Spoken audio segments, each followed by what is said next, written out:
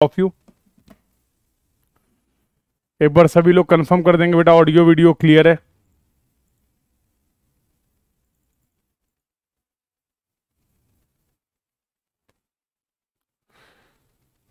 Everyone please confirm now बेटा, एक बार अभी सभी लोग कंफर्म कर देंगे ऑडियो वीडियो क्लियर है। Audio video is clear to everyone, please confirm in the chat box बेटा।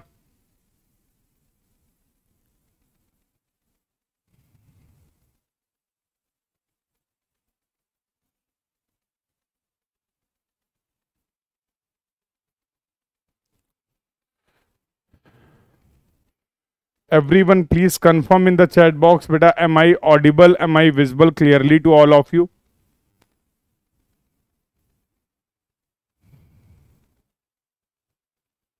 Audio video is clear to everyone, very good. How are you all? कैसे हैं आप सभी लोग? How are you all?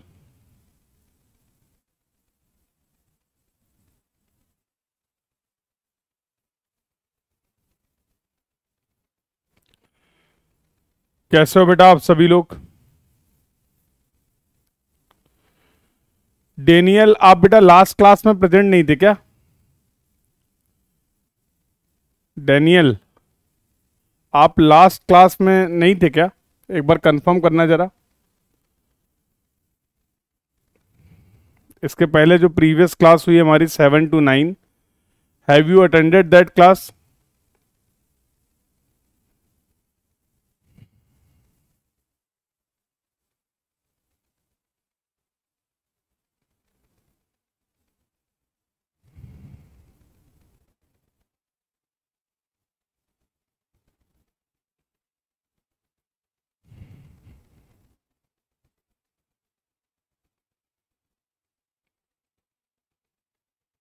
So I hope you all are following all the classes.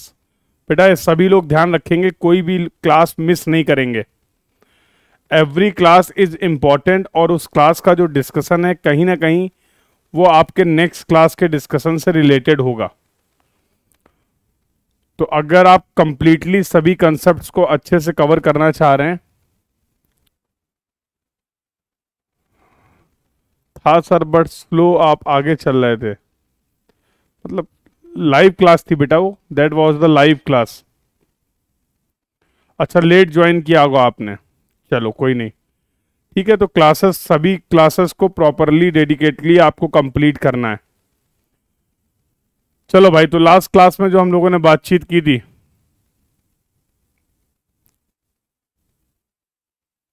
कुछ student पहले से join है, क्लास चालू उनका नहीं है, रिफ्रेश के लिए एक बार बोल दीजिए सर।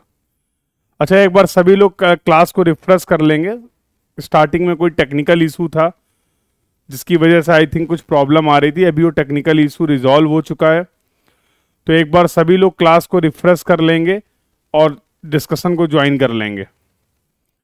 सभी लोग एक बार क्लास को रिफ्रेश कर लीजिए और एक बार सभी लोग फिर से कंफर्म कर दीजिए ऑडियो वीडियो क्लियर है। If the audio video is clear to everyone then we can start our discussion, फिर हम आगे बातचीत अपनी स्टार्ट कर सकते हैं।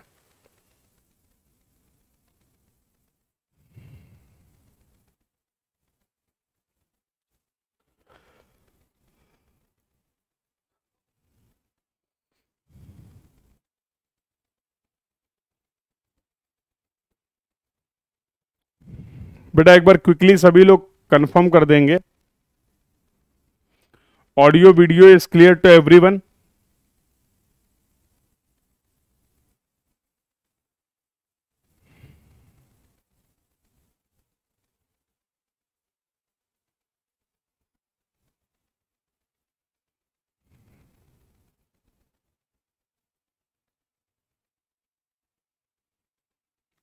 कोई इशू है क्या अभी भी?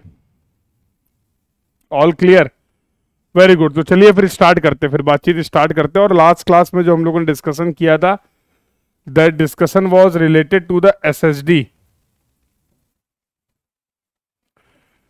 इन the last class we have discussed all the aspects of the SSD.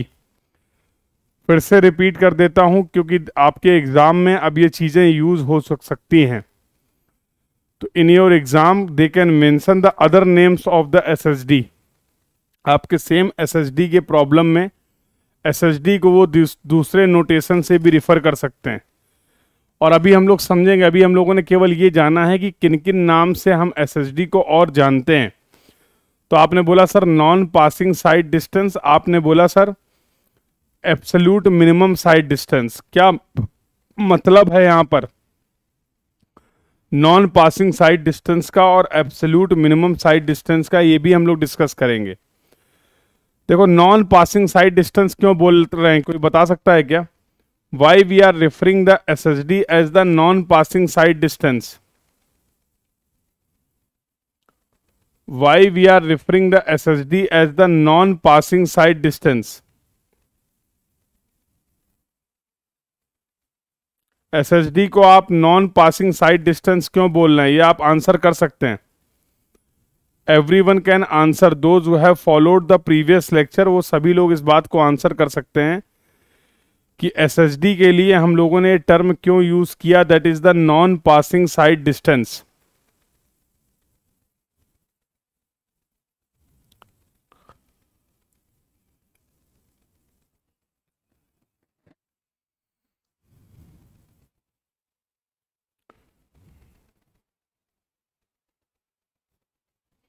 अरे बताओ भाई, कोई तो लॉजिक होगा ना। आप बोल रहे हैं कि sir stopping sight distance, non passing sight distance, absolute minimum sight distance, सभी बातों का मतलब एक ही है। तो why we are referring the SSD as the non passing sight distance?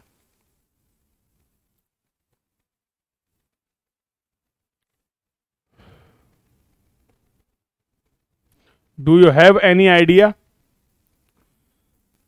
Just confirm yes or no. Why we are referring the SSD as the non-passing side distance? Do you have any idea?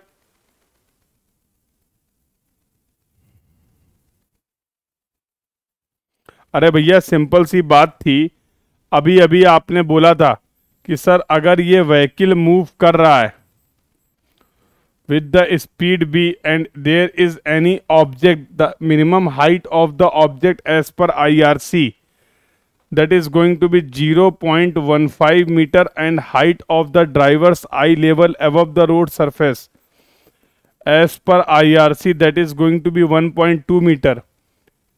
तो भाई मेरे क्या ये बात बताओ, क्या आप इस ऑब्जेक्ट को पास कर सकते हैं? While defining the SSD, while what we have considered कि when this vehicle will reach to this point, the speed should be equal to 0. Here the vehicle cannot pass this object, क्योंकि अगर ये vehicle इस object को pass कर जाएगा then there will be the collision. Yes or no? If the vehicle is passing the object, that means then there will be the collision. And SSD we have defined it is the available distance so that a vehicle can stop before collision or without any collision. Yes or no? That's why we are referring the SSD. इसी distance को बेटा अभी last class में आपने बोला था SSD. That's why we are referring the same SSD with the another name. क्या नाम आपने बोला? That is the non-passing side distance.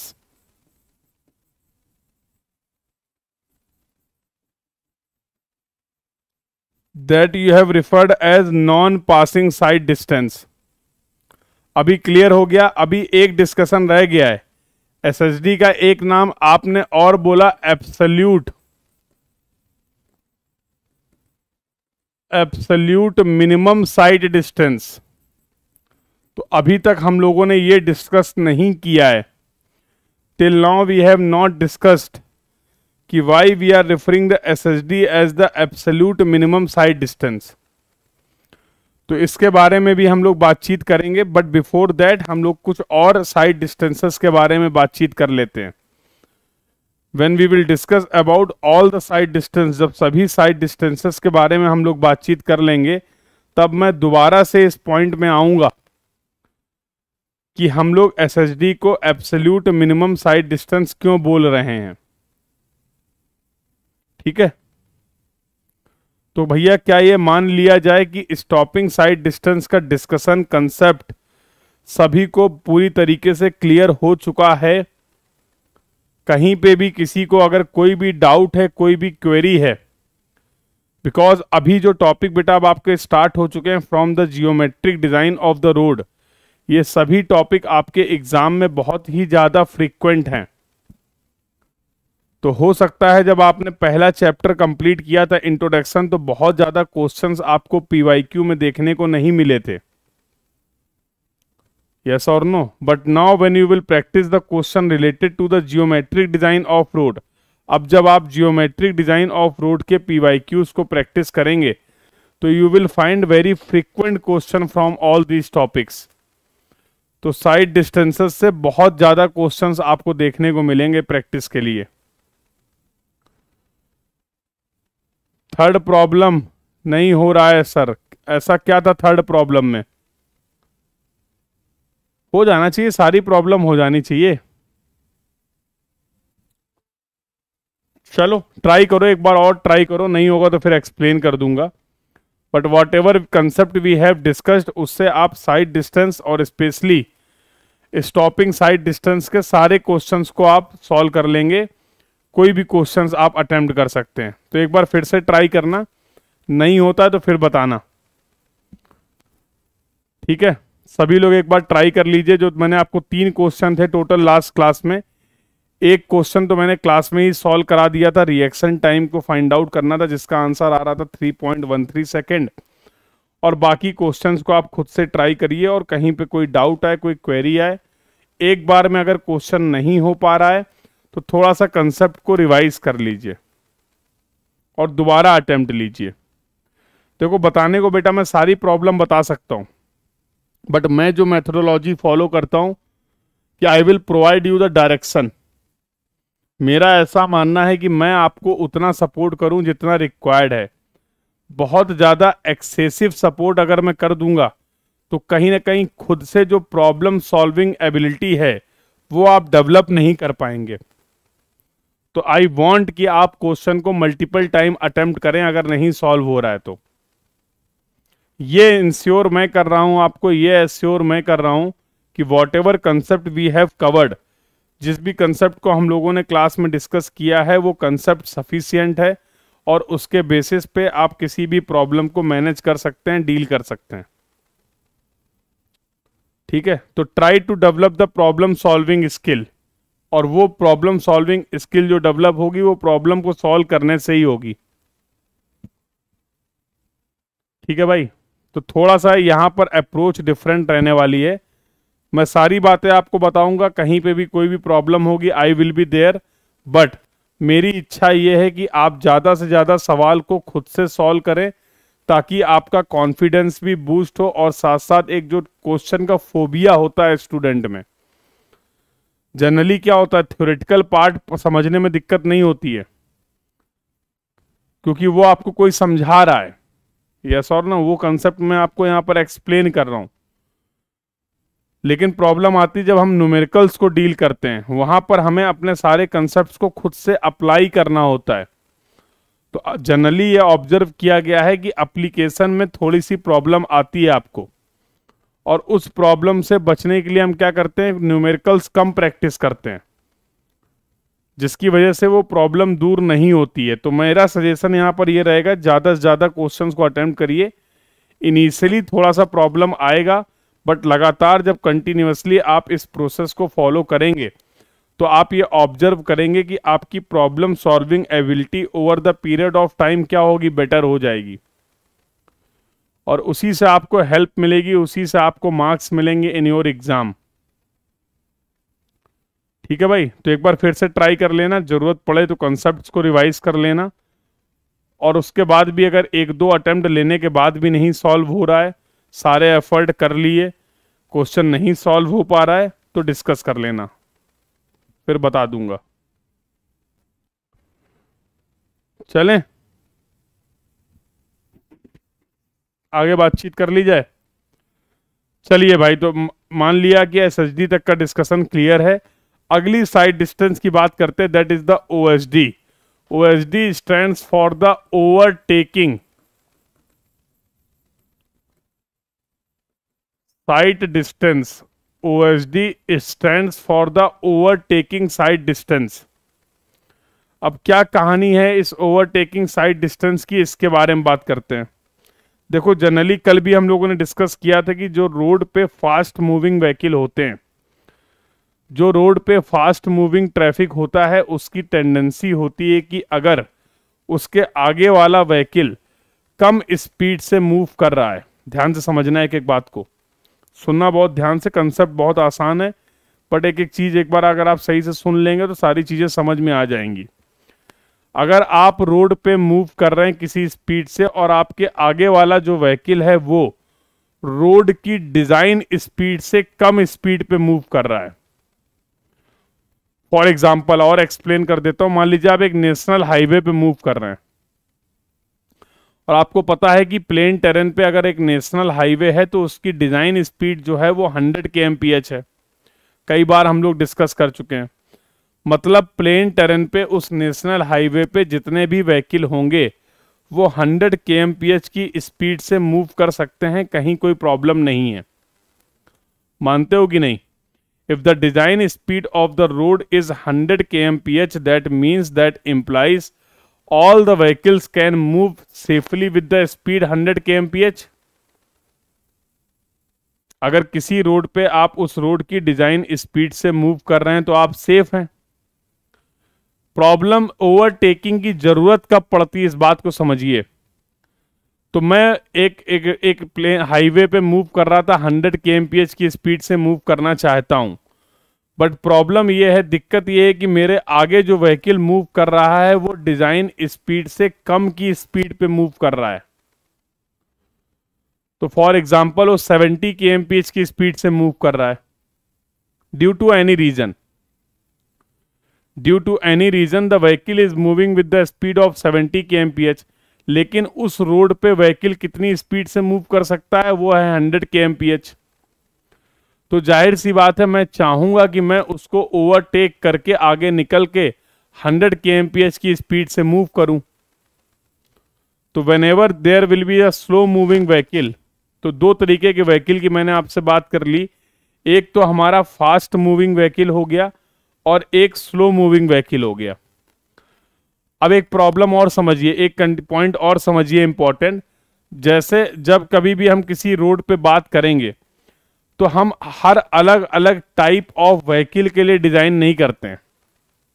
अगर मैं आपसे पूछूं किसी भी एक रोड पे कितने टाइप के व्हीकल होंगे, तो there may be n number of type vehicle, yes और no, on the any road. किसी भी रोड पे किसी भी ट्रैफिक में n नंबर, अब भाई बस है, कार है, बाइक है, ट्रक है, कितने तरीके, ऑटो रिक्शा है, रिक्शा है, एनिमल ड्रिवन व्हीकल है, there are n number of types of vehicle. तो डिजाइन पॉइंट ऑफ व्यू से हम हर व्हीकल को कंसीडर नहीं करते हैं, डिजाइन पॉइंट ऑफ व्यू से हम एक स्टैंडर्ड व्हीकल की बात करते हैं। This is our standard vehicle. हम जितने भी रोड के पैरामीटर्स डिजाइन कर रहे हैं, we are designing all the parameters for the standard vehicles, we are not designing the road for the individual different types of the vehicle. अब अगर ये स्टैंडर्ड व्हीकल है तो इस स्टैंडर्ड व्हीकल की कुछ स्पेसिफिकेशन भी होंगी। अगर ये स्टैंडर्ड व्हीकल है तो इस स्टैंडर्ड व्हीकल की कुछ स्पेसिफिकेशन भी होंगी, यस और नो। जैसे अगर इस स्टैंडर्ड व्हीकल की विड्थ की बात करें, और ये मैं खुद नहीं बता रहा हूं, मैं ये डेटा रिफर कर रहा हूं कहां से, तो IRC ने स्टैंडर्ड व्हीकल को डिफाइन किया है। IRC has defined the specification for the standard vehicle. जैसे स्टैंडर्ड व्हीकल की जो विड्थ होती है वो होती है अप्रोक्सीमेटली 2.44 मीटर। अब मुझे एक बात बताओ, अगर ये रोड सिंगल लेन है, अगर ये रोड सिंगल लेन है तो तुम जानते हो इसकी जो विड्थ होगी एज पर IRC वो 3.75 मीटर होगी।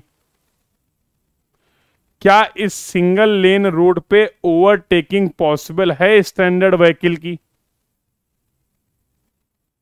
क्या इस सिंगल लेन रोड पे अगर मैं स्टैंडर्ड व्हीकल के टर्म्स में बात करूं तो क्या ओवरटेकिंग पॉसिबल है? फॉर एग्जाम्पल ये तुम्हारा व्हीकल ए है and this is your vehicle B. Is the overtaking is possible on this road, yes और no? Both are the standard vehicle. ये दोनों ही कैसे व्हीकल आपने कंसीडर किए हैं? Both these vehicles are the standard vehicle. बोलो, तो क्या सिंगल लेन रोड पे इन दोनों स्टैंडर्ड व्हीकल की ओवरटेकिंग पॉसिबल है? क्या यहां पर व्हीकल ए व्हीकल बी को ओवरटेक कर सकता है? Answer is no. क्यों नहीं कर सकता है? Why overtaking is not possible? क्योंकि भैया सफिशिएंट विड्थ ही अवेलेबल नहीं है. इसकी विड्थ हो गई 2.44 मीटर, इसकी विड्थ हो गई 2.44 मीटर. हमारे रोड की टोटल विड्थ है 3.75 मीटर. इसलिए आप ये बोलते हैं कि सिंगल लेन रोड पे ओवरटेकिंग नहीं हो सकती है, क्योंकि हम बात कर रहे हैं स्टैंडर्ड व्हीकल के टर्म्स में. हम जितने भी व्हीकल्स कंसीडर कर रहे हैं डिजाइन पॉइंट ऑफ व्यू से, all those vehicles are the standard vehicles.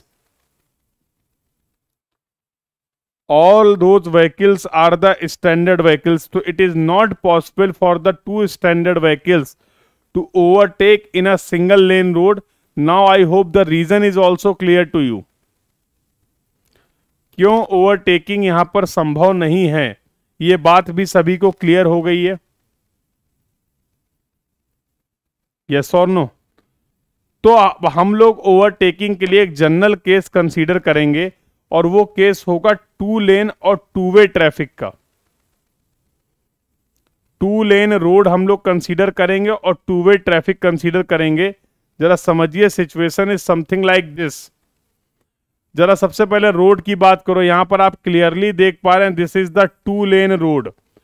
यहां पर व्हीकल कुछ इस तरीके से मूव कर रहे हैं and here the vehicles are moving in this direction. तो क्या मैं बोल सकता हूं this is the two way traffic also? बोलो बेटा. Here we have considered the two lane road with two way traffic to understand the overtaking. जब कभी भी रोड पे ओवरटेकिंग का ऑपरेशन होगा तो सेफ ओवरटेकिंग के लिए हमारे ड्राइवर के पास सफिशिएंट विजिबिलिटी होनी चाहिए. Otherwise there will be the collision, otherwise there will be the accident. अगर सफिशिएंट डिस्टेंस अवेलेबल नहीं है ओवरटेकिंग ऑपरेशन के लिए, अगर सफिशिएंट विजिबिलिटी अवेलेबल नहीं है हमारे यूजर के पास ओवरटेकिंग ऑपरेशन के लिए, तो उस केस में कोलिजन और एक्सीडेंट के चांसेस हैं.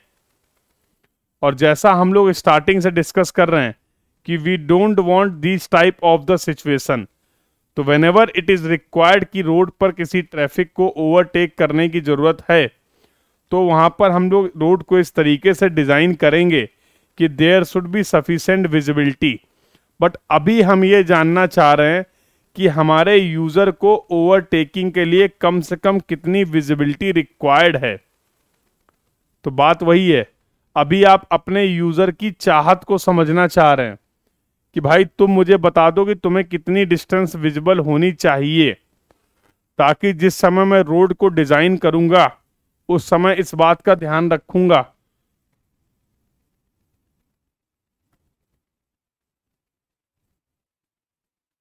उस समय रोड को मैं इस तरीके से डिजाइन करूंगा कि I will try to provide the visibility that will be greater than और equal to your required OSD. तो अभी हमारा डिस्कशन क्या है? अभी हमारा डिस्कशन है हमारे यूजर को सेफ ओवरटेकिंग के लिए कितनी डिस्टेंस रिक्वायर्ड है, हम ये जानना चाह रहे हैं. जान लिया जाए. और इसको समझने के लिए मैंने एक जनरल कंडीशन ली है जहां पर मैंने एक टू लेन की रोड कंसीडर की है और इस टू लेन रोड पे टू वे ट्रैफिक कंसीडर किया है. We have considered a two lane road with two way traffic. Now we want to understand, now we want to calculate कि एक सेफ ओवरटेकिंग ऑपरेशन के लिए हमारे user को कितनी डिस्टेंस रिक्वायर्ड है? बोलो भाई। चलो तो कहानी शुरू करते हैं। मान लो ये हमारा व्हीकल ए है और ये व्हीकल बी है and this is the vehicle C. There are 3 vehicles we are considering, vehicle A, vehicle B and vehicle C. मैंने यहां पर थोड़ा सा नामकरण भी कर देता हूं। मैंने ए को बोला that is going to be the fast moving vehicle. इसी को हम लोग बोल सकते हैं बेटा ओवरटेकिंग व्हीकल। इसी को हम लोग बोल सकते हैं ओवरटेकिंग व्हीकल। व्हीकल बी यहां पर जो हमारा है that is the slow moving vehicle. That is the slow moving vehicle. इसी को मैं बोल सकता हूं ओवरटेकन व्हीकल। इसी को मैं रिफर कर सकता हूं ओवरटेकन व्हीकल। व्हीकल सी को मैंने रिफर किया vehicle coming from opposite lane. Vehicle coming from the opposite lane और द अपोजिट डायरेक्शन। तो you can refer this is your fast moving vehicle, this is your slow moving vehicle and this is the vehicle coming from the opposite lane. मान लो इनकी speed को मैं refer कर रहा हूं, मान लो इनकी स्पीड को मैं रिफर कर रहा हूं V A, V B, V C. और इस रोड की, जिस रोड की आप बात कर रहे हैं, मान लो design speed of the road, इस रोड की जो डिजाइन स्पीड है वो वीडी है। आप मुझे बताओ, आप मुझे बताओ पहली condition, if V A is equal to V B is equal to V C is equal to V D, अगर ये हालात हैं, अगर सभी व्हीकल जो हैं वो डिजाइन स्पीड से मूव कर रहे हैं, if all the vehicles on this road are moving with the design speed of the road, इस कंडीशन पे ओवरटेकिंग की जरूरत होगी या नहीं होगी? In this situation there will be the requirement of the overtaking operation, yes और no? बोलो बेटा। अगर ये सभी के सभी व्हीकल एक रोड की डिजाइन स्पीड से मूव कर रहे हैं तो क्या यहां पर किसी भी तरीके के कोई ओवरटेकिंग की जरूरत है? Obviously answer will be no. In this case no overtaking. अब कोई फर्जी में ओवरटेकिंग करे तो उससे हमें मतलब नहीं है, वो अपने रिस्क पे करे। अब किसी को जबरदस्ती का ही बिल्कुल पागलपन सवार है कि नहीं नहीं हम तो ओवरटेक करेंगे ही, तो वो उसकी चॉइस है, वो अपने रिस्क पे करे। But conceptually design point of view से हम अगर समझें तो अगर सभी रोड डिजाइन स्पीड को फॉलो कर रहे हैं तो भैया वहां पर किसी भी तरीके के कोई ओवरटेकिंग ऑपरेशन की जरूरत मुझे तो नहीं समझ में आ रही है। लेकिन अगर मैं आपसे बोलूं if V B is less than V A is equal to V C is equal to V D, अगर ऐसी सिचुएशन है तो आप जरूर बोल सकते हैं कि ओवरटेकिंग इज रिक्वायर्ड। इस केस में ओवरटेकिंग की जरूरत है क्योंकि व्हीकल ए, सभी व्हीकल चाहते तो हैं कि वो इस रोड पे डिजाइन स्पीड से मूव कर पाएं।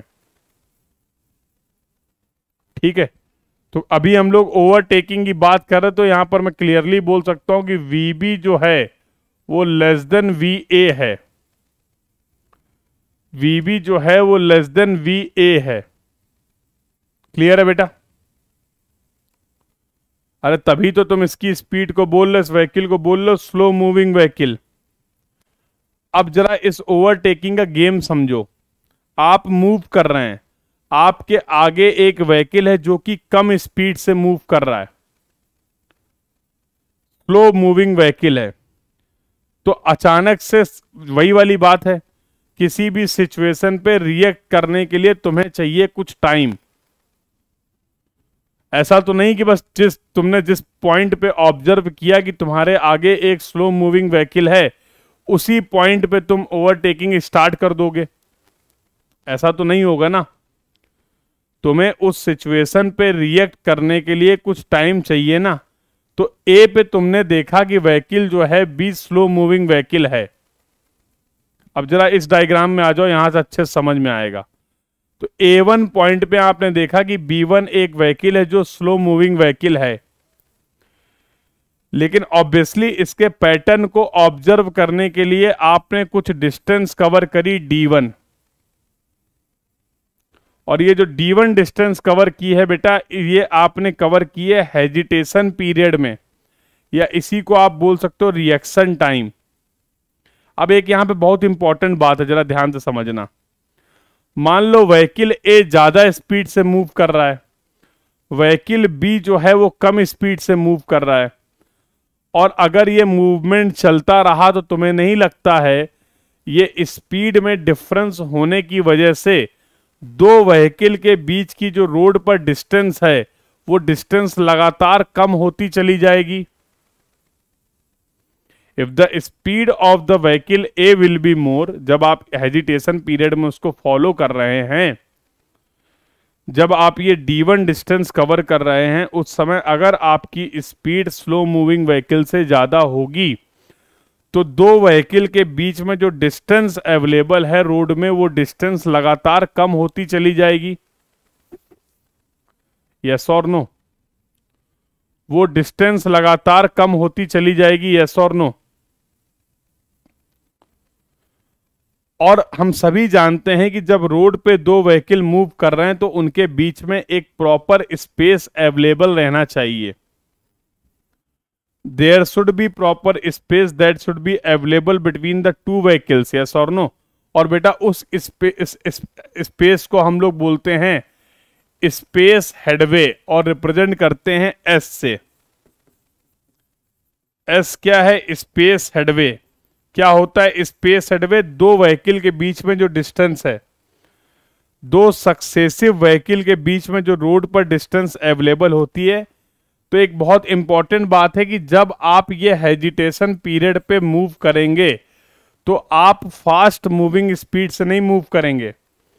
आप यहां पर ये एजम्पशन ले रहे हैं कि हमारा fast moving vehicle slow moving vehicle को ऑब्जर्व कर रहा है, फॉलो कर रहा है, और उस समय जो उसकी स्पीड है वो स्लो मूविंग व्हीकल के स्पीड के बराबर है। ऐसा क्यों आप एज्यूम कर रहे हैं? ताकि हम प्रॉपर स्पेस हेडवे को मेंटेन रख पाए। सबसे इंपॉर्टेंट एजम्पशन है ये, पूरे ओएसडी में सबसे इंपॉर्टेंट एजम्पशन ये है कि fast moving vehicle will follow the slow moving vehicle during the hesitation period with the speed of the slow moving vehicle, so that proper space headway between the fast moving vehicle and the slow moving vehicle can be maintained on the road. पहले बताओ ये assumption clear है? पहले बताओ ये assumption clear है? सभी लोग चैट बॉक्स में कंफर्म कर दो बेटा ये assumption क्लियर है। क्यों एज्यूम कर रहे हो आप ए की जो स्पीड होगी वो वीबी होगी? क्यों ऐसा एज्यूम कर रहे हो? ये पॉइंट सभी को क्लियर है? This point is clear to everyone, yes और नो? क्लियर है, चलिए बहुत बढ़िया। चलिए आपने ये D1 डिस्टेंस कवर कर ली, जिसको आप बोल सकते हो ये जो डिस्टेंस आपने कवर की है वो रिएक्शन टाइम या फिर हेजिटेशन पीरियड में कवर की है। अब ये आपको भी पता है कि अपनी लेन पे रहते हुए ओवरटेकिंग कर पाना संभव नहीं है, क्योंकि भैया अगर ये 2 लेन की रोड है तो एक लेन की जो विड्थ होगी वो होगी 3.5 मीटर। मानते हो कि नहीं? The total width of the 2 lane road without curve is going to be 7 metre. तो एक लेन की जो विड्थ होगी वो होगी 3.5 मीटर, और स्टैंडर्ड व्हीकल की विड्थ अभी मैंने आपको बताई, स्टैंडर्ड व्हीकल की जो विड्थ होती है वो होती है 2.44 मीटर एज पर आईआरसी। तो अब अपनी लेन पे रहते हुए हम व्हीकल बी को ओवरटेक कर लें, ऐसा संभव नहीं है। मानते हो कि नहीं मानते हो? तो अब व्हीकल ए ने डिसाइड किया है कि वो ओवरटेक करने के लिए दूसरे लेन पे जाएगा, और बेटा जैसे ही दूसरे लेन पे जाओगे तो पिक्चर में आ जाएगा व्हीकल सी। आप देखोगे कि अपोजिट लेन से आने वाला व्हीकल मेरे से सफिशिएंट डिस्टेंस दूर है कि नहीं है। उसकी बेचारे की क्या गलती? तुम ओवरटेकिंग कर रहे हो, तुम रॉन्ग साइड जा रहे हो, तुम दूसरी लेन पे जा रहे हो, ये सी वाला व्हीकल तो आराम से अपनी लेन पे मूव कर रहा है ना। तो अब ये आपकी जिम्मेदारी है कि आप ये इंश्योर करें कि ये जो अपोजिट डायरेक्शन वाला व्हीकल है उसके और आपके बीच में सफिशिएंट डिस्टेंस होनी चाहिए। अदरवाइज क्योंकि आप उसकी लेन पे गए हुए हैं तो there may be the chances of the collision, there may be the chances of the collision, yes और नो। चलिए, तो अब आपने एक्चुअल में ये ओवरटेकिंग ऑपरेशन स्टार्ट किया और इस ओवरटेकिंग को कंप्लीट करके आप अपनी लेन पे वापस आ गए हैं। इस पूरे दरमियान आपने D2 डिस्टेंस कवर की। तो ओवरटेकिंग के पहले आपने एक स्पेस हेडवे मेंटेन किया है दो व्हीकल के बीच में डिस्टेंस। जब आप अपनी लेन पे वापस आएंगे तब भी आप ध्यान रखेंगे कि मेरे और स्लो मूविंग व्हीकल के बीच में सफिशिएंट डिस्टेंस अवेलेबल होना चाहिए। ऐसा थोड़ा कि उसके आगे आके तुरंत लगा दोगे। जब आप अपनी लेन पे ओवरटेकिंग को कंप्लीट करके वापस आएंगे उस समय भी आप ये ध्यान देंगे कि दो व्हीकल के बीच में सफिशिएंट डिस्टेंस हम मेंटेन रख पाएं।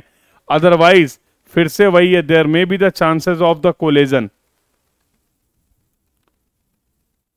तो इस पूरे ओवरटेकिंग में जो डिस्टेंस आपने कवर की है वो D2 डिस्टेंस कवर की है, और इस पूरे ओवरटेकिंग को करने में आपको जो टाइम लगा है उसको मैं रिफर कर रहा हूं कैपिटल T से।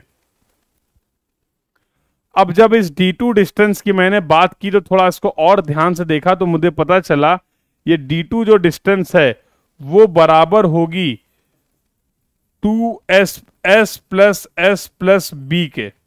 देखो ये जो D2 डिस्टेंस है वो S plus B plus S के बराबर है। S तो हो गया स्पेस हेडवे, B वो डिस्टेंस है जो इस ओवरटेकिंग टाइम में आपके स्लो मूविंग व्हीकल ने कवर की है। ये रुका हुआ थोड़ा था, ये भी तो अपना धीमे धीमे मूव कर रहा था, ये भी तो धीमे धीमे मूव कर रहा था। D3 डिस्टेंस है जो व्हीकल C ने कवर की है इन कैपिटल T टाइम। जिस समय आप ये ओवरटेकिंग ऑपरेशन कर रहे थे उस समय व्हीकल A भी मूव कर रहा है, व्हीकल B भी मूव कर रहा है, व्हीकल C भी मूव कर रहे हैं, सभी व्हीकल मूव कर रहे हैं, कोई रुका हुआ नहीं है। Simultaneously all the vehicles are moving simultaneously. सबकी स्पीड अलग अलग है इसलिए सबकी डिस्टेंस भी अलग अलग है। The distance covered in the same capital T time will be different due to the different speed of the vehicles. तो ये D3 डिस्टेंस जो कवर करी है वो अपोजिट लेन वाले व्हीकल ने कवर की है in capital T time, that is overtaking time. एक डिस्टेंस मैंने और यहां पर आपको दिखाई है D4। यहां पर इसको बोलते बफर जोन या फिर बफर डिस्टेंस। क्या बोलते? बफर जोन या फिर बफर डिस्टेंस। क्या होती बफर डिस्टेंस? ये एक्स्ट्रा डिस्टेंस है। मतलब आप ये कह रहे हैं कि सर हम अपनी लेन पे वापस आ गए फिर भी ये व्हीकल बहुत दूर है अपोजिट लेन वाला। ये तो अच्छी बात है ना। आप ओवरटेक करके स्लो मूविंग व्हीकल को ओवरटेक करके अपनी लेन पे वापस आ गए हैं और आप अभी भी ये देख रहे हैं कि अपोजिट लेन से आने वाला व्हीकल अभी भी मेरे से बहुत दूर है। लेकिन अगर मैं क्रिटिकल कंडीशन की बात करूं तो ज्यादा से ज्यादा क्या हो सकता है कि ये D4 0 हो जाए। अगर ये D4 0 हो जाता है, इसका मतलब क्या है, जैसे ही आप अपनी लेन पे आए वैसे ही व्हीकल C आपके बराबर में पैरेलल में खड़ा हुआ है। तो भैया डिजाइनिंग के लिए हम यहां पर बात कर रहे हैं कि मिनिमम कितनी डिस्टेंस रिक्वायर्ड है। तो अगर कभी सवाल में बफर जोन या बफर डिस्टेंस की बात की जा रही है तो हम कंसीडर कर लेंगे, अदरवाइज हम जनरली D4 को क्या कर लेते हैं, कंसीडर कर लेते हैं 0। हम ये मान रहे हैं कि हमारा व्हीकल यहां पर आ गया है, दिस इज द व्हीकल, और ये डिस्टेंस जो है दैट इज द D3। अगर हम D4 को कंसीडर कर रहे हैं 0 तब, तो ये डिपेंड करेगा सवाल में आपसे बफर डिस्टेंस या बफर जोन की बात की गई है या नहीं की गई है। मैंने आपको ये जरूर एक्सप्लेन कर दिया कि बफर जोन या बफर डिस्टेंस होता क्या है। तो बेटा मैं क्या लिख सकता हूं, फॉर 2 लेन 2 वे ट्रैफिक जो टोटल OSD जो होगा वो D1 plus D2 plus D3 plus D4 के बराबर होगा।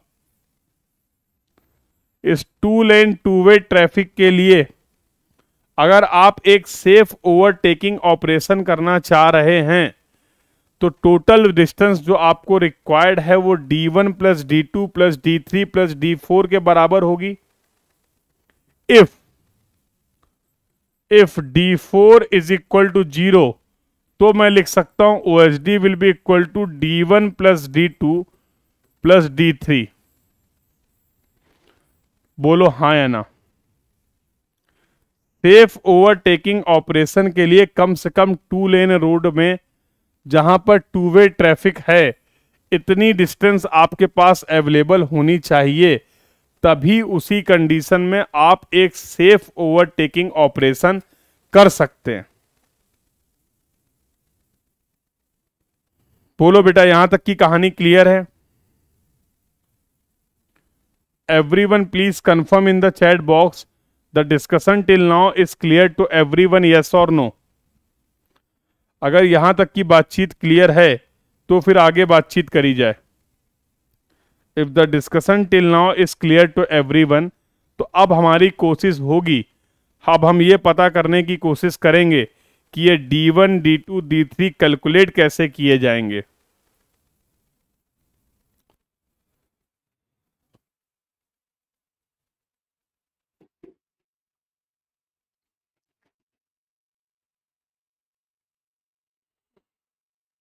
एवरीवन प्लीज कंफर्म बेटा, सभी लोग कंफर्म करेंगे।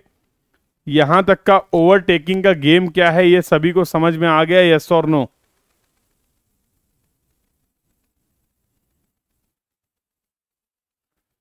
The discussion till now is clear to everyone, yes और नो? बेटा confirm everyone, everyone please confirm.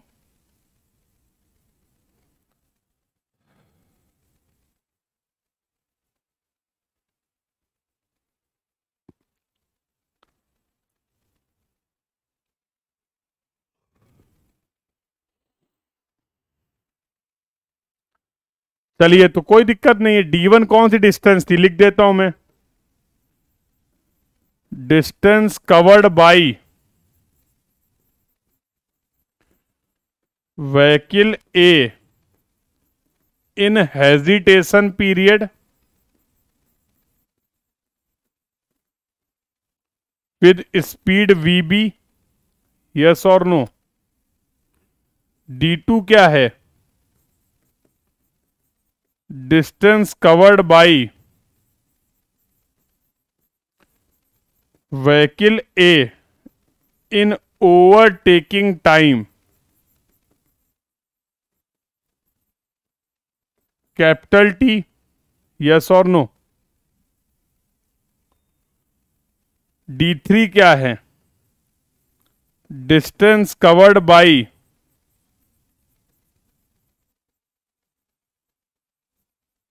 Vehicle C in overtaking time, capital T, yes और नो? यही तो है D1 D2 D3। हाँ वो मैं अलग बात है कि D2 इज इक्वल टू मैं लिख सकता हूं B plus 2S, D2 is equal to मैं लिख सकता हूं B+2S, B+2S। तो यहां पर B को भी डिफाइन कर देते हैं। तो B क्या हो गई? Distance covered by, distance covered by vehicle B in overtaking time,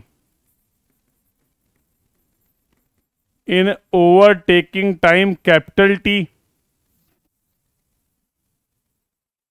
तो ये तो सारे नोटेशंस हो गए, ये सारी डिस्टेंसेस को आपने डिफाइन कर दिया। अब किसी तरीके से अगर हम इन डिस्टेंसेस की वैल्यू को फाइंड आउट कर लें तो हमारा खेल खत्म हो जाएगा। यस और no? Now we need to find out, we need to calculate all these distances, और मुझे पता चल जाएगा कि किसी भी रोड पे जहां पे 2 लेन और 2 वे ट्रैफिक है, सेफ ओवरटेकिंग ऑपरेशन के लिए कम से कम कितनी डिस्टेंस रिक्वायर्ड है। ठीक है भाई, कम से कम कितनी डिस्टेंस रिक्वायर्ड है। आइए नाउ सी द कैलकुलेशंस। अब हम बात कर लेते हैं कैलकुलेशंस की। तो बोलो D1 क्या है? सिंपल सा कंसेप्ट है, it is the distance covered in the hesitation period. तो क्या मैं लिख सकता हूं this will be equal to VB into TH, where TH is the hesitation period. और बेटा एस पर IRC ने आपको यहां पर सजेस्ट किया है कि TH की वैल्यू आप कंसीडर कर सकते हैं 2 second. You can consider the hesitation period as per IRC for calculating the overtaking side distance as 2 second. Reaction time आपने कंसीडर किया था SSD के केस में 2.5 सेकेंड। याद आ रहा है? We have considered the reaction time as 2.5 second for the calculation of SSD, और OSD के कैलकुलेशन के लिए आप ये डिस्टेंस, आप ये टाइम कंसीडर कर सकते हैं 2 सेकेंड। खत्म हो गया D1 का गेम। बोलो हाँ या ना? D1 का गेम खत्म हो गया कि नहीं? कंफर्म करते चलिए बेटा। How we can calculate the distance covered by the vehicle A in the hesitation period TH? In this way we can calculate this distance। कुछ इस तरीके से हम इस डिस्टेंस को कैलकुलेट कर सकते हैं, यस और नो?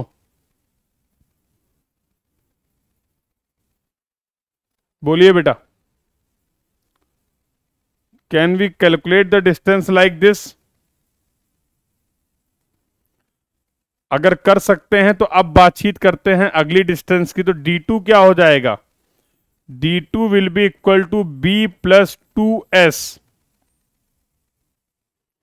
तो भैया यहां पर V क्या हो जाएगा? VB into capital T। Yes और नो? और स्पेस हेडवे S जो होता है वो भी बता रखा है आपको IRC ने।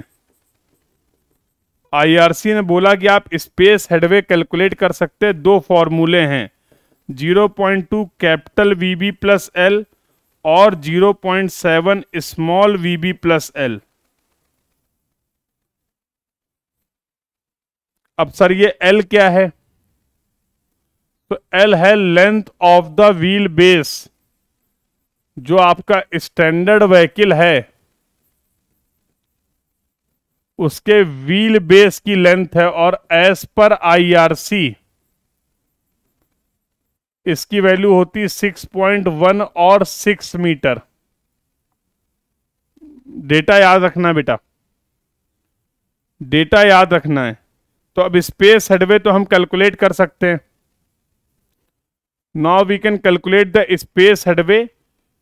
तो एस की बात पता चल जाएगी। मेन मुद्दा है कैपिटल T टाइम कैसे निकालें, ये ओवरटेकिंग टाइम कैसे निकालें। तो now we will see the discussion for the overtaking time capital T। तो बचपन में आपने पढ़े होंगे कुछ नियम। याद आ रहा है? तो होता था distance s will be equal to ut plus half at square.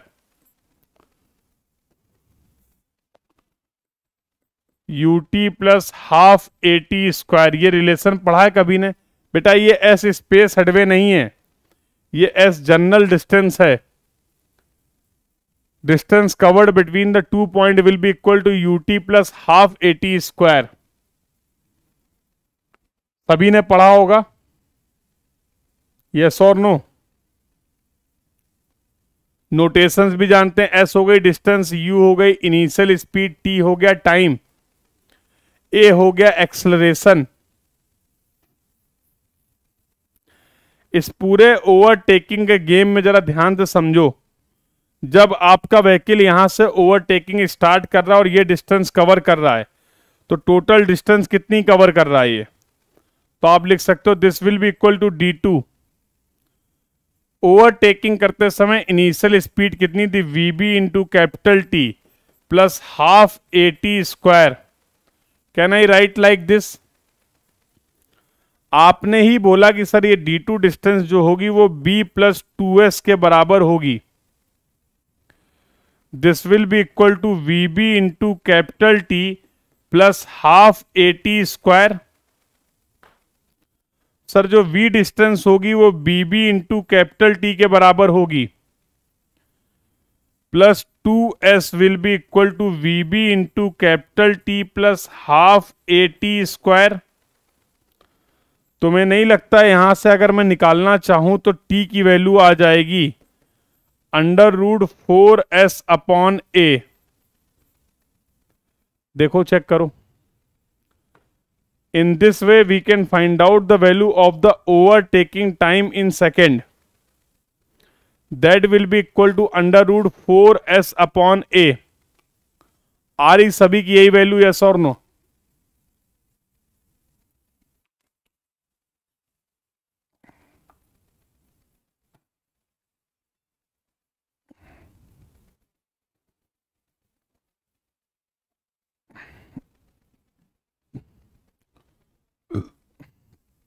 बोलो बेटा।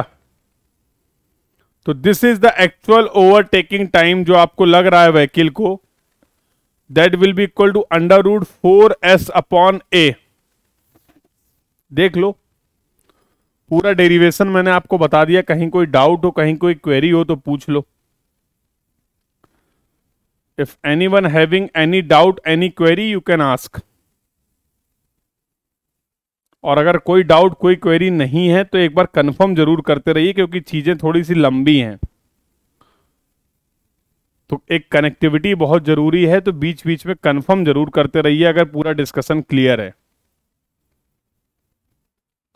तो यहां पर वापस आते हैं, d2 जो था वो b प्लस 2s के बराबर था। b क्या था? स्लो मूविंग व्हीकल ने कैपिटल T टाइम में जो डिस्टेंस कवर करी थी, तो लिख दिया vb into T. Space headway की हम लोगों ने बात कर ली, IRC ने बता दिया है स्पेस हेडवे आप किस तरीके से कैलकुलेट कर सकते हैं। मुद्दा फंस रहा था ओवरटेकिंग टाइम का, तो सिंपल द कंसेप्ट यूज करके यहां से हम लोगों ने ओवरटेकिंग टाइम निकाल लिया। एक चीज और है, यहां पर एक देखिए नोट पॉइंट। मान लीजिए इफ बिफोर ओवरटेकिंग, जब व्हीकल हमारा ओवरटेक कर रहा उसके पहले जो स्पेस हेडवे है वो S1 है। अरे जरूरी है क्या कि स्पेस हेडवे सेम हो? ऐसा तो कोई कंपलसरी नहीं है। सवाल में तो ऐसा भी बोला जा सकता है कि before overtaking space headway S1 है, आफ्टर ओवरटेकिंग जो स्पेस हेडवे है, आफ्टर ओवरटेकिंग जो स्पेस हेडवे है, इट मे बी S2। इसके पहले अभी जब आपने बात की है तो बिफोर एंड आफ्टर दोनों ही केस में जो स्पेस हेडवे था वो S था। बट एनालिटिकली दिस में बी पॉसिबल, ऐसा भी तो संभव है कि बिफोर ओवरटेकिंग और after overtaking space headway same ना हो के अलग अलग हो। ऐसा पॉसिबल है कि नहीं ये बताओ। तो अगर ये सिचुएशन है तो उस केस में ओवरटेकिंग टाइम कैसे निकालोगे? अरे फिर वही बात है, same concept, S will be equal to U T plus half A T square. तो this is going to be B plus S one plus S two will be equal to V B into capital T plus half A T square. This is going to be VB into capital T plus S1 plus S2 will be equal to VB into capital T plus half AT square. VB into capital T, VB into capital T cancel. Yes or no? तो यहां से मैं लिख सकता हूं T will be equal to under root 2 S1 plus S2 by A। देखो यही आ रहा है क्या? अगर before and after overtaking space headway S1 और S2 हैं तो सेम कंसेप्ट से यहां पर भी आप ओवरटेकिंग टाइम निकाल सकते हैं। तो यह आपका नोड पॉइंट हो गया। सवाल में डिपेंड करेगा, स्पेस हेडवे सेम दिए गए हैं before overtaking and after overtaking, या स्पेस हेडवे अलग अलग दिए गए। जैसा भी डेटा गिवन होगा उसके बेसिस पे हम कैपिटल टी टाइम निकाल सकते हैं। So in this way we have calculated the distance D1 and D2। बेटा D1 और D2 डिस्टेंस को हम लोगों ने कैलकुलेट कर लिया है। यहां तक के डिस्कशन में अगर किसी को कोई डाउट हो, कोई क्वेरी हो, तो you can ask your doubt, you can ask your query.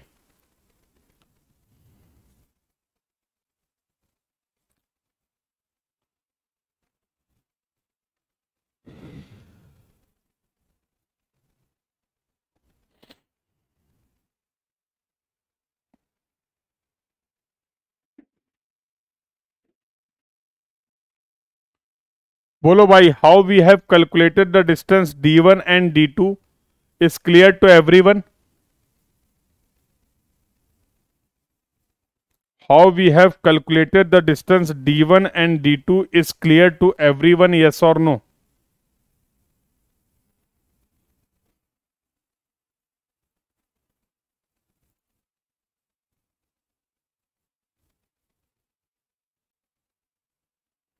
अरे कोई तकलीफ तो नहीं है किसी को?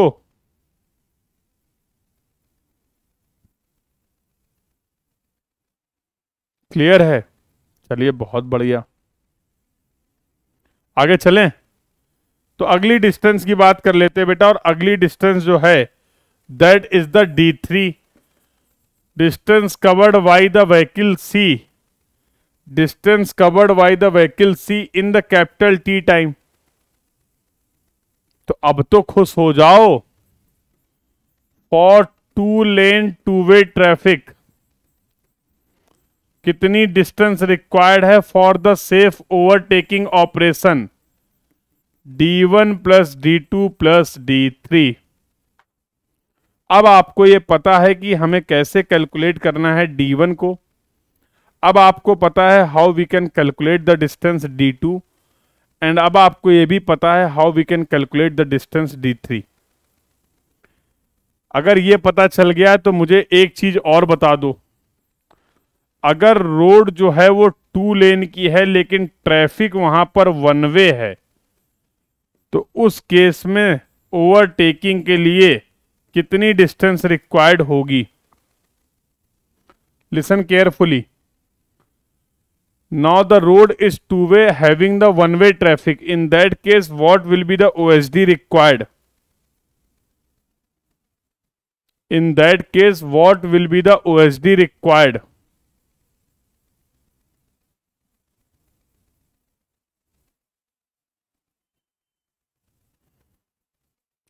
If the road is having, अरे भैया जब अपोजिट लेन वाला व्हीकल ही नहीं है,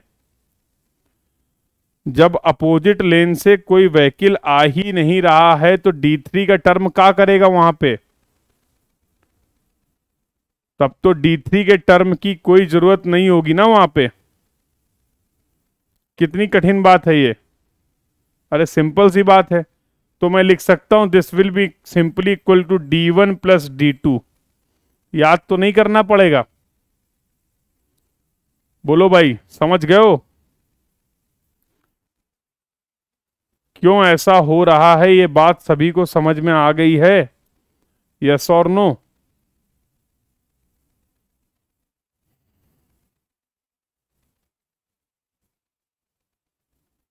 Yes, absolutely correct. In that case, for two-lane road having the one-way traffic, two lane road पे अगर वन वे ट्रैफिक है, in that case OSD will be equal to D1 plus D2। Absolutely correct.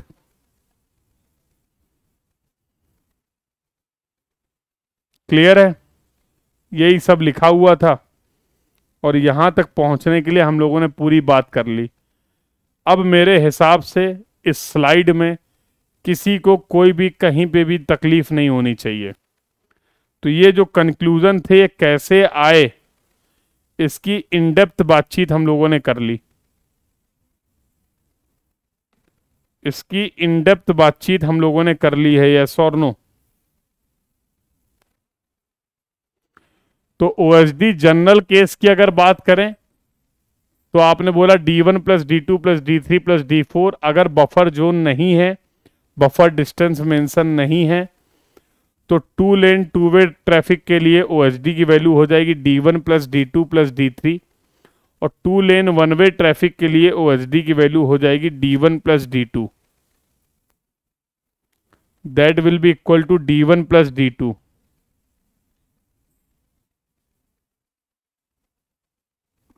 कैसे आएंगी ये सारी बातें सब मैंने बता दी हैं, नोट्स पॉइंट ऑफ व्यू से यहां पर लिख भी दिया है, सब कुछ लिखा है। Everything I have mentioned and also explained. So how we can calculate all these distances. D1 कैसे कैलकुलेट करेंगे, D2 डिस्टेंस कैसे कैलकुलेट करेंगे, D3 डिस्टेंस कैसे कैलकुलेट करेंगे, ये सारी बातें आपको बताई भी गई हैं। Yes or no? All these points we have also discussed. How you can calculate the overtaking time capital T, सब कुछ सही है भाई। स्पेस हेडवे अगर अलग अलग हैं तो ओवरटेकिंग टाइम कैसे निकालेंगे, स्पेस हेडवे अगर सेम हैं तो ओवरटेकिंग टाइम कैसे निकालेंगे। I hope the entire discussion is clear to everyone. अब यहां पर कुछ और बातें हैं जो आपको पता होनी चाहिए, वो मैं एक्सप्लेन कर देता हूं। तो this is your second note point. देखो, अब तक के बातचीत से ये तो समझ गए हैं कि OSD के कैलकुलेशन में IRC का बहुत ज्यादा डेटा इंपॉर्टेंट है। तो मैं एक काम करता हूं, OSD के कैलकुलेशन के लिए जो भी IRC की गाइडलाइन या IRC का डेटा आपके लिए इंपॉर्टेंट है, सिग्निफिकेंट है, उसको मैं यहां पर लिख देता हूं एक साथ, सही रहेगा? तो सबसे पहले तो आपने बोला था कि सर हेजिटेशन पीरियड जो होगा वो 2 सेकेंड का होगा। फिर आपने बोला स्पेस हेडवे जो होगा वो VB प्लस L और स्मॉल VB प्लस L के बराबर होगा। फिर आपने बोला L की वैल्यू जो होगी वो 6 मीटर और 6.1 मीटर होगी। ये सब आपने एज्यूम कर लिया है, यस और नो? इंपॉर्टेंट एक डेटा और है, आपको ध्यान रखना है। अगर आपको स्लो मूविंग व्हीकल की स्पीड नॉट गिवन है तो आप एज्यूम कर सकते हैं। तो this will be equal to V design minus 4.5। Small में है मतलब यूनिट कितनी होगी, metre per second.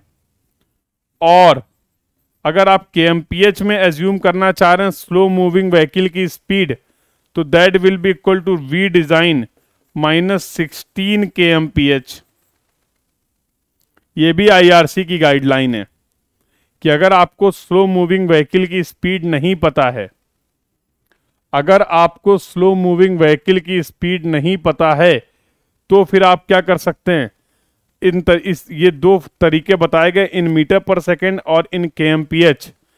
This is the speed that you can assume for the slow moving vehicle.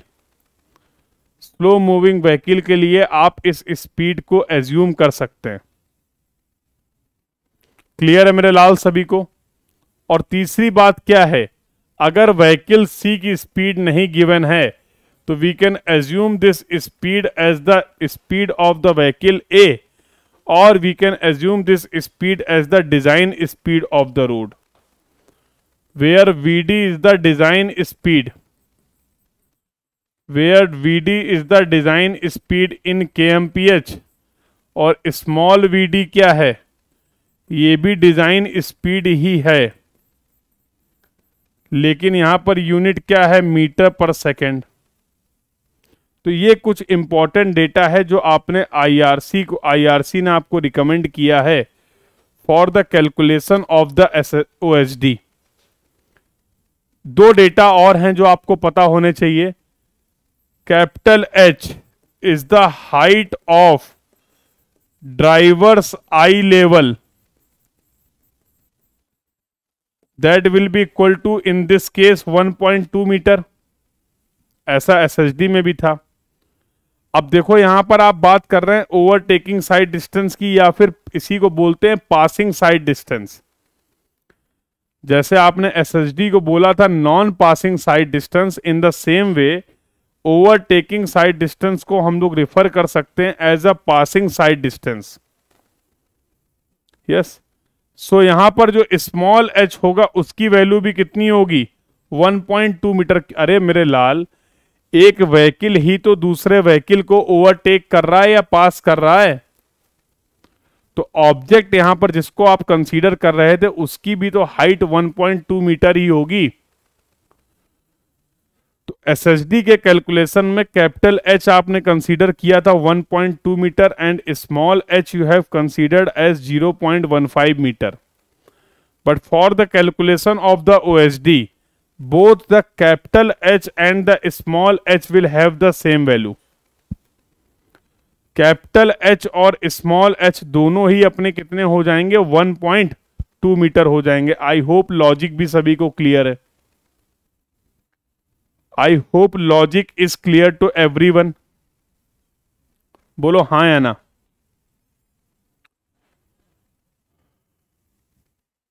तो ये पूरा डेटा है जो मैंने एक ही स्लाइड में आपको मेंशन कर दिया है।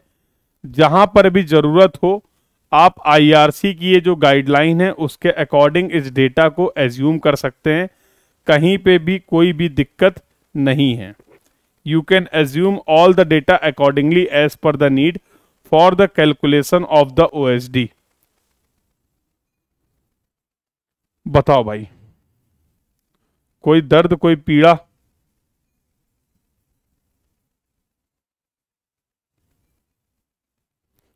अगला जो डिस्कशन है that is the effect of the gradient on the OSD। तो आप सभी को पता है कि ग्रेडियंट जो है वो दो तरीके के हो सकते हैं, अपवर्ड ग्रेडियंट या पॉजिटिव ग्रेडियंट, या डाउनवर्ड ग्रेडियंट या फिर निगेटिव ग्रेडियंट। यहां पर एक जनरल स्टेटमेंट दिया गया है।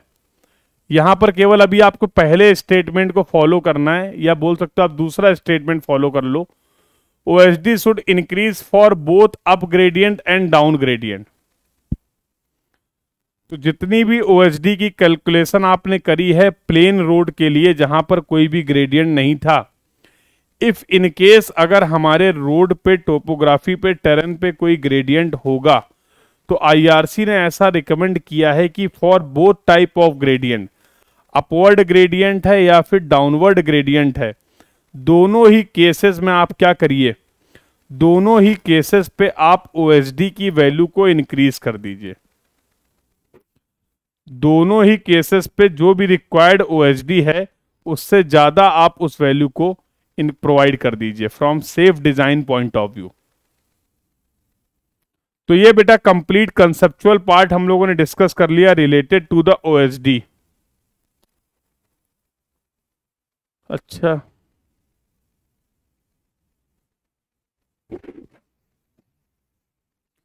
चलो everyone try to solve this question. बढ़िया सवाल है, और जहां तक मुझे लग रहा है ये ESC का एक 2 मार्क का प्रॉब्लम है। और अगर मैं गलत नहीं हूं तो 2018 नहीं 2020 का सवाल है, 19 या 20 का सवाल है। इंजीनियरिंग सर्विसेज में ये 2 मार्क्स का प्रॉब्लम पूछा गया है ऑब्जेक्टिव में, in the year I think 19।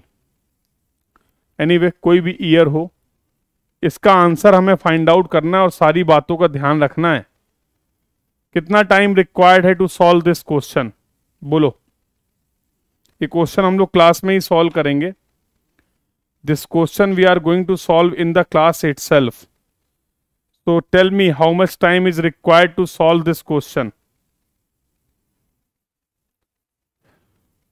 This is the problem related to the OHD और आपको ही सॉल्व करना भाई, पूरे कैलकुलेशन आपको ही परफॉर्म करने हैं। What is the time required? Tell me.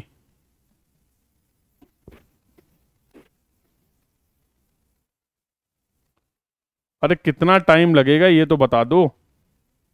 2 number का सवाल है, ऑब्जेक्टिव सवाल है, तो कायदे में तो 2-3 मिनट से ज्यादा नहीं लगना चाहिए। लेकिन पहला सवाल आप अटेम्प्ट कर रहे हैं, चलिए चलो इतना तो कर ही सकता हूं। Your time starts now. You have 5 minute time for this question. सभी लोग अटेम्प्ट करेंगे, आंसर आए ना आए, सही आए गलत आए, एक स्टेप हो 2 स्टेप हो, कोई दिक्कत नहीं है, बट अटेम्प्ट सभी लोग करेंगे। Use your time wisely. We will have the discussion for this question. बढ़िया सवाल है।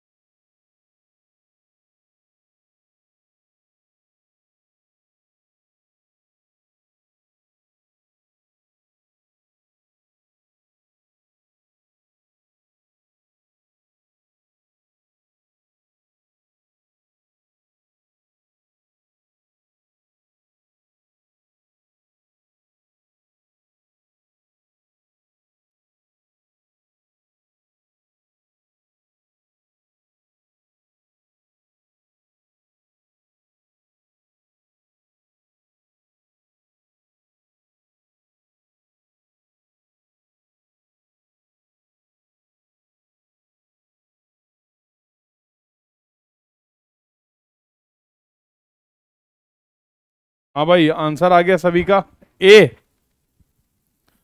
तो रोहन और एहसान का आंसर आ गया ए। व्हाट अबाउट अदर्स, बाकी लोग कहाँ रह गए? What about others?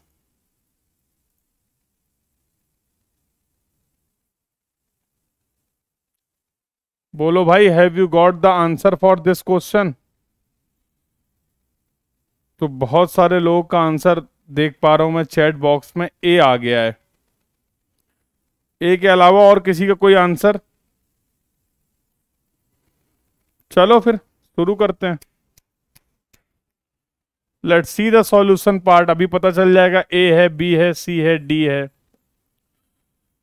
तो भैया यहां पर दे रखा गया following data, design speed VD is given as, VD is given as 96 kmph। तो ये वीए के बराबर हो जाएगी। तो ये हो जाएगी स्मॉल वीए की अगर बात करें तो 26.66 मीटर पर सेकेंड, और यही हो जाएगी वीसी के बराबर। अच्छा, speed of the overtaken vehicle दे रखा गया है। तो VB is given as 80 into 5/18, that will be equal to 22.22 metre per second. बहुत बढ़िया। हेजिटेशन पीरियड जो दे रखा गया that is given as 2 second. A दे रखा गया 2.5 kmph पर सेकेंड। नहीं भाई, तो 2.5 इंटू 5/18 हमें चाहिए मीटर पर सेकेंड स्क्वायर। तो 0.694 metre per second square. Unit का ध्यान देना है। टू वे ट्रैफिक है, two lane two way traffic है। तो we can simply write in this case OSD will be equal to D1 plus D2 plus D3। ये तीनों डिस्टेंस बस हमें कैलकुलेट करनी थी, काम हो जाएगा। D1 क्या होता था? D1 होता था VB इंटू TH। VB यहां पर दे रखा गया 22.22, TH दे रखा गया 2 सेकेंड 44.44 मीटर। D2 होता था B प्लस 2S के बराबर, और V जो होगा वो 22.22 इंटू, अच्छा कैपिटल T निकालना पड़ेगा। Capital T will be equal to √4S upon A। S हो जाएगा 0.7, स्मॉल VB 22.22 प्लस 6 ले लो, तो S will be equal to कितना आ जाएगा? कैलकुलेशंस करने हैं बस। 21.554 यही आ रहा, चेक कर लेना। ठीक है, तो this is going to be √4 into 21.554 divide by A कितना है हमारा 0.694। तो that will be equal to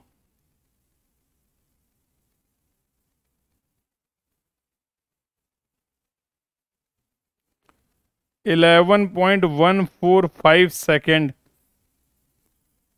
तो अब मैं लिख सकता हूं dt will be equal to 2.22 into 11.145 plus 2 into space headway कितना था 21.554।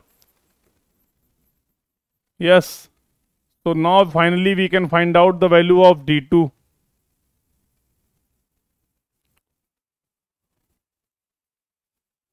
तो ये हो गई तुम्हारी 247.641 प्लस ये हो जाएगी 43.108। तो फाइनली D2 की जो वैल्यू आ जाएगी that will be equal to 290.749 metre. ये D2 की वैल्यू आ गई है। So this will be the value of the D2। बताओ भाई, सही चल रहा कैलकुलेशन? कैलकुलेशन चेक करते रहिएगा सभी लोग। Now we can find out the value of D3 and D3 will be equal to VC into capital T। VC हमारा है 26.66 और कैपिटल T हम लोगों ने कैलकुलेट किया है 11.145। तो D3 will be equal to 297.1257 metre. So now I can write for two-lane two-way traffic, OSD will be equal to D1 plus D2 plus D3। D1 कितना निकाला था भाई? D1 44.44। D2 कितना निकाला है? 290.749 और D3 कितना निकाला है? 297.125। तो finally OSD in this case will be equal to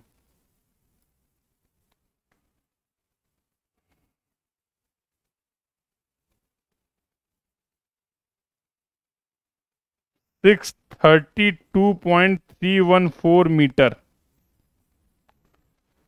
632.314 metre.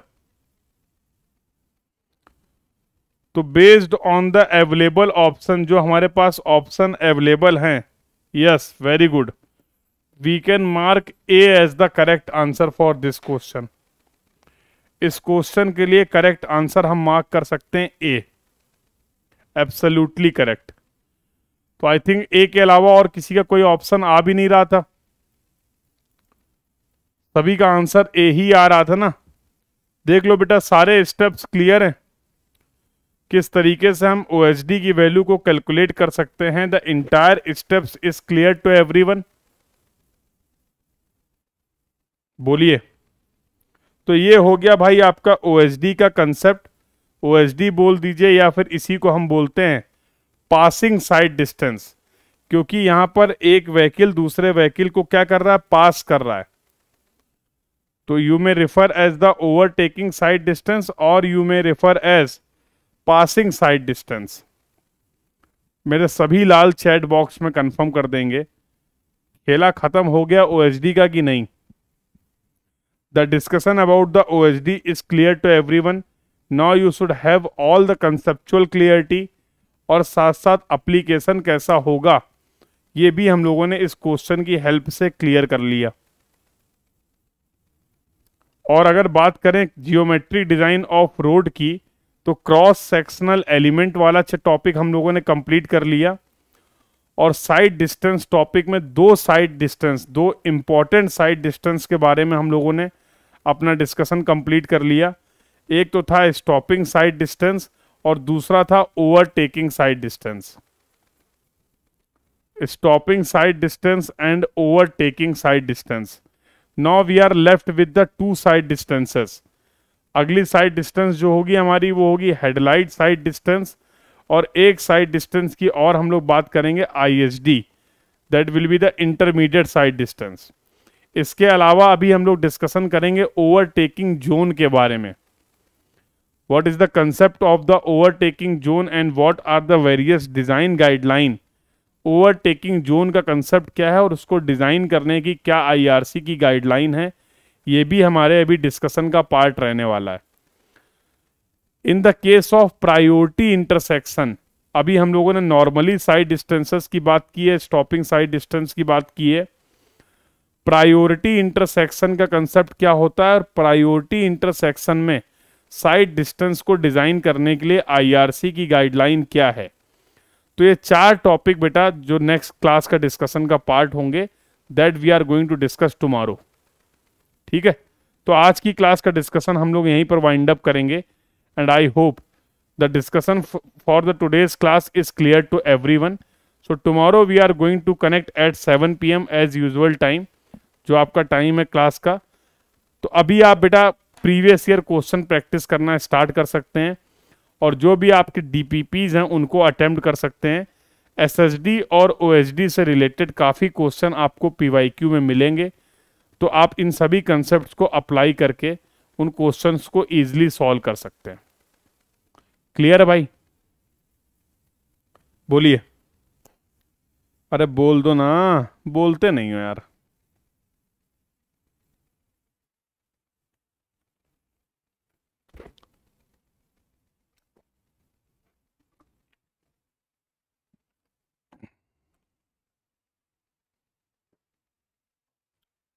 कहाँ चले गए सबके सब?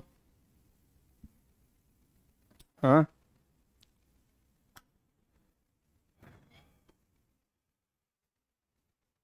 बोलो भाई, कहानी क्लियर है?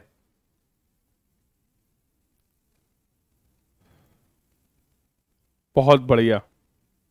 एक बार जरा मेरी मन की तसल्ली के लिए, थोड़ी ऐसी तसल्ली मुझे चाहिए होती है, बस मन की तसल्ली के लिए मेरे बता दो, अपना लर्निंग एक्सपीरियंस एक बार मेरे साथ शेयर कर दो। जितने भी टॉपिक अभी तक जो कुछ भी चीज़ें हम लोगों ने पढ़ी हैं, बहुत ज़्यादा तो अभी नहीं पढ़ा हम लोगों ने, इंट्रोडक्शन चैप्टर कंप्लीट किया है और सेकंड चैप्टर के बिगिनिंग में ही हैं अभी ऑलमोस्ट हम लोग।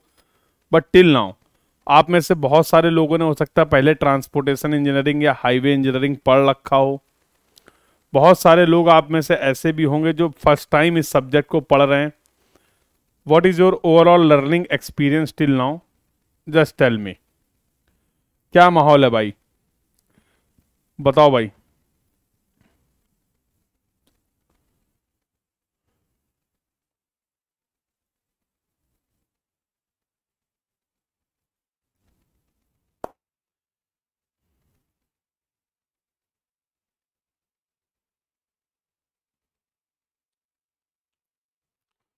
तो are you enjoying the subject? Are you enjoying the concept of this subject? मजा आ रहा है? इंटरेस्टिंग है सब्जेक्ट? तो आपका लर्निंग एक्सपीरियंस और भी अच्छा हो सकता है, ट्रस्ट मी। ये जितना भी अभी आपको फील हो रहा है, जो भी अभी आपको फील हो रहा है, महसूस हो रहा है, आपका लर्निंग एक्सपीरियंस और भी अच्छा हो सकता है अगर आप केवल दो छोटी छोटी बातों पे ध्यान दें इस सब्जेक्ट को कंप्लीट करने के दौरान।